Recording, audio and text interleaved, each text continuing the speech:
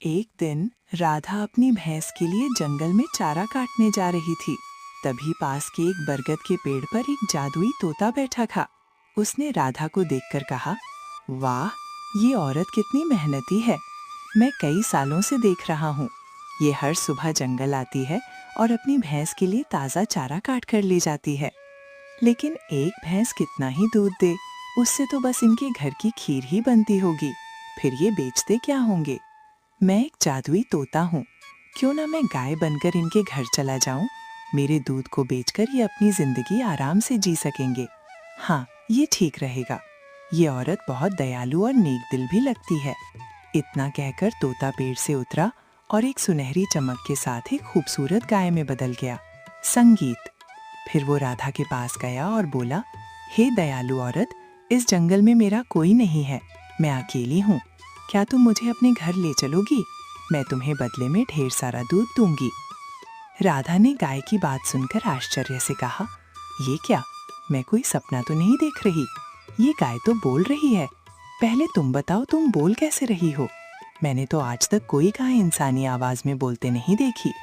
दरअसल मैं एक जादुई गाय हूँ, इसलिए मैं इंसानों की तरह बोल सकती हूँ और उनकी बातें समझ सकती हूँ। मैं कह रही थी, मुझे अपने घर ले चलो। तुम मुझे सुबह शाम हरा भरा चारा देना और मैं तुम्हें ढेर सारा दूध दूंगी। उस दूध को बेचकर तुम अपनी जिंदगी आराम से चला सकोगी।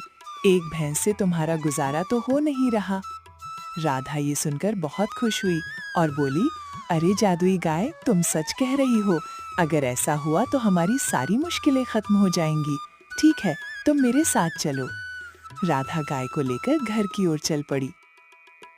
थोड़ी देर बाद राधा गाय के साथ घर पहुंची तो उसके पति मोहन ने आश्चर्य से पूछा, अरे राधा, तुम तो भैंस के लिए चारा काटने गई थी, फिर ये गाय कहाँ से ले आई तुम?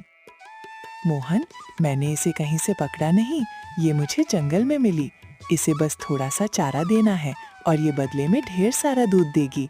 एक भैंस से हमारा गुजारा नहीं हो रहा था, अब इस गाय का दूध बेचकर हम अच्छे से जी सकेंगे।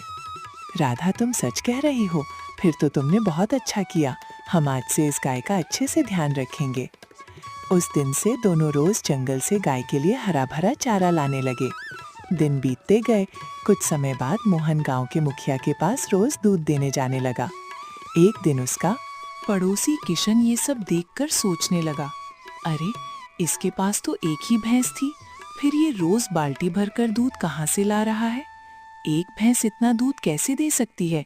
जरूर कोई रहस्य है, मुझे जल्दी पता लगाना होगा।